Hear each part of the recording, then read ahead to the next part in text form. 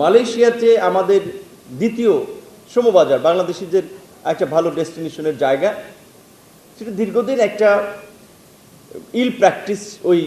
জায়গাটাতে হয়ে আসছিল যে আমাদের যারা যাচ্ছে শ্রমিকদেরকে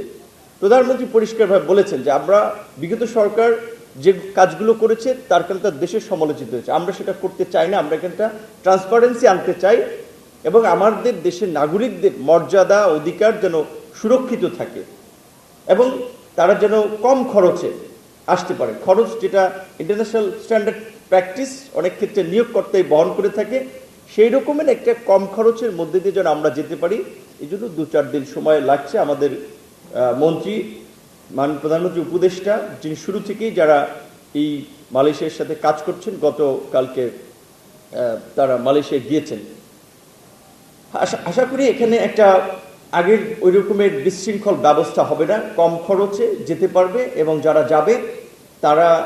যেটা এখন আমরা সৌদিতে কিছু ঘটনা আমরা দেখছি, একটা ওভারফ্লো মনে হচ্ছে আর কি, যে এবং এটার সাথে আমাদের বাংলাদেশিরা জড়িত, তারা নিজেরা ওখানে অনেকে কোম্পানি খুলছে, লোক কাজের ব্যবস্থা করতে পারবে, সে ধরেন 10 জন নিয়ে যায় 20 জন, এখান থেকে 6-7 লাখ টাকা করে নিয়ে যায়। যদিও আমরা একটা ব্যয় নির্ধারণ করা আছে, সেটাকে আমরা মডিফাই করে বর্তমান খরচের সাথে সামঞ্জস্য রেখে আমরা একটা অভিবাসন ব্যয় নির্ধারণ করে দিতে চাই এবং সেটা আমরা স্ট্রিক্টলি যেন ফলো করে, তার জন্য আমরা জোর প্রচেষ্টা চালাতে চাই। কারণ এই যে আমাদের সাধারণ মানুষ এত কষ্ট করে যায়, কিন্তু এখানে যাওয়ার ব্যয়টা যদি কমানো যায় তাহলে তাদের জন্য একটা সুবিধা হয়, সেটা নিয়ে আমরা কাজ করতেছি। এবং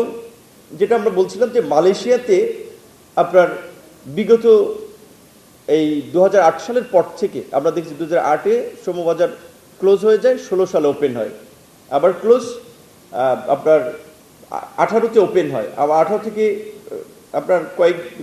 22-এ আবার আপনার ওপেন হয়, মাঝখানে আবার বন্ধ ছিল, সর্বশেষ 24-এ আবার ক্লোজ হয়ে যায়। মানে 2-3 বছর 1.5 বছরের মাথায় কিছুদিন খোলা থাকে, আবার কিছুদিন পর ক্লোজ হয়ে যায়। তখন কি করে যারা বাজার থেকে যাদেরকে নিবে লোকজন তাদের কাছে পয়সা পাতি নেয়, কিছু লোক যেতে পারে এবং এই এভরি সেশনে দেখা যায় 5, 10, 7, 8, 20 হাজার মানুষ যেতে পারে না এবং তারা রাস্তায় রাস্তায় ঘুরে। তো এইবার জন্য এটা না হয়, এই কারণে কিন্তু আমাদের একটু সময় লাগতেছে, কারণ আগের সরকার একটা এমইউ করে গেছে, সেখানে পুরোপুরি অথরাইজেশন দিয়ে গেছে মালয়েশিয়ান অথরিটিকে যে তারা যেভাবে খুশি সেভাবে সিলেক্ট করবে। তো আমরা বলছি না, এটা হবে না, এর ফলে এই ঝামেলাটা হয়, আমরা এখানে ইনভলভ থাকতে চাই প্রক্রিয়ার সাথে, কিন্তু এটা নিয়ে নেগেটিভভাবে ছড়ানো হচ্ছে। আর ইউএইর সমস্যাটা নিয়ে যেটা আমি বলছিলাম, এটা আমাদের প্রবাসীদের একটা বড় কনসার্ন, কারণ মিডল ইস্ট আমাদের এই প্রবাসীদের গন্তব্যের একটা বড় জায়গা। এই যাত্রাটাও কিন্তু শুরু হয়েছিল প্রেসিডেন্ট জিয়াউর রহমানের আমল, আপনার জানেন 1976 সালে,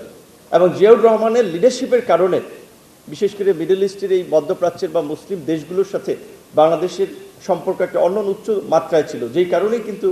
আমরা এই মিডল ইস্টের শ্রমবাজারের ক্ষেত্রে আমাদের একটা একচেটিয়া দখল ছিল।